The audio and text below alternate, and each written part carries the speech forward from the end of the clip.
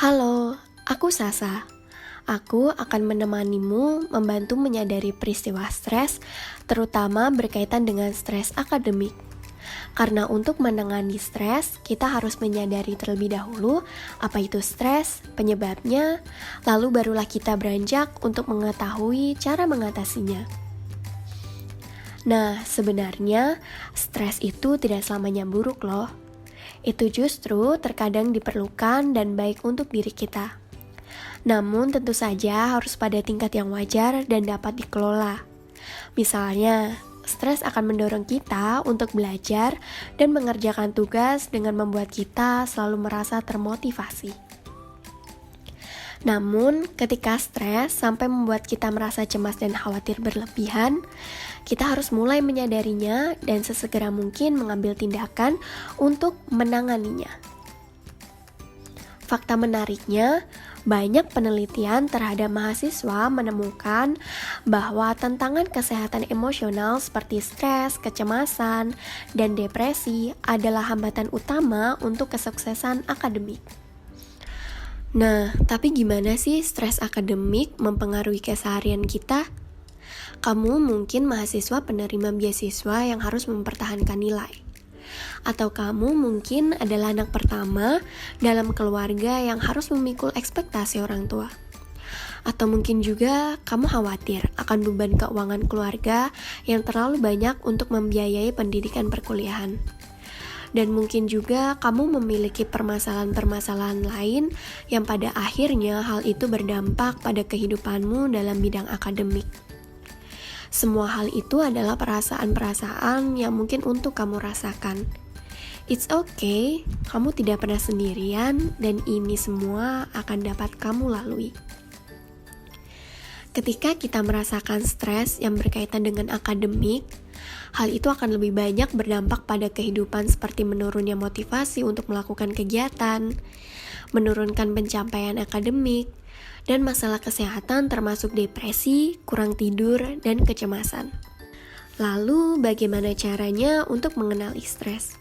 Nah, ada beberapa cara untuk mengenali kondisi stres yang kita alami. Pertama-tama, kita harus menemukan dulu sumber stresnya. Apakah itu karena kelas perkuliahan? Atau karena manajemen waktu? Atau mungkin juga karena ekspektasi keluarga dan masalah finansial? Nah, selanjutnya, sadari bagaimana stres itu mempengaruhi diri. Apakah stres membuatmu jadi sulit untuk tidur? Atau itu menyebabkanmu membutuhkan waktu lebih lama untuk melakukan pekerjaan tertentu? Setelah menyadari penyebab terjadinya stres, kita dapat menentukan bagaimana cara mengatasinya. Beberapa cara berikut mungkin bisa kamu jadikan alternatif untuk mengatasi stres akademik. Yang pertama, kamu bisa menulis jurnal. Dengan menulis jurnal, kamu dapat lebih menemukan penyebab stres sehingga dapat memperbaikinya.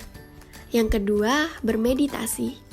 Meditasi dapat membawamu pada keadaan emosi yang lebih tenang, sehingga dapat menurunkan rasa cemas yang mengganggu.